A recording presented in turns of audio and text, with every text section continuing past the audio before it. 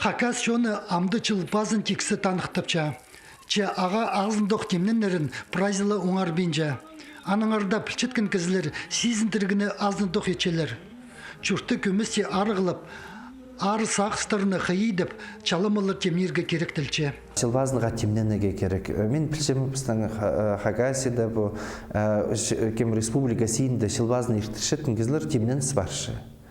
Ол идик кейбірлі бар болыр. Азынады хамнар шейлісіп күннің аным жоқтызарлар, на күнні өдірлерлер.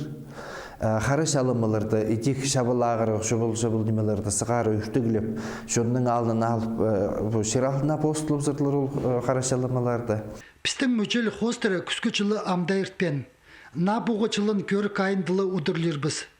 Мал Хакас шоның өн испайы болча, аныңыр келчеткен чылпіске ырыстық болыры көрілче. Бұғы алы әнек соқтынызының қорқыстық ағырғыларыны чабы пазыбзыр оңдайлық. Бұл жыл етсе мағат жыл болығы керек. Бұл жылы әнек жылы түпшілер бі. Әнек ол қажында жалғазан жүрді бейінже. Ол өменнің жүрдіпше, семьяның жүрдіпше. Әнектің базында мүйс бар.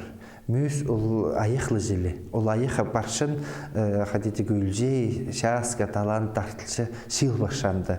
Аныңар бұл жыл жақсы түзімнің болығы керек. Күстін жүткен үйдің жекізілерге олы мұқлы тұзы болар. Бұл жыл шабылағыр тоқтап араға керек. Чылпазның өн пайрымы Пюлі Катышевтың атынан культура күні алынды ертірілер. Ол қажанда бұл орында өлі күнілген. Амданы қатып айлын тіркелерге чарылтып барды.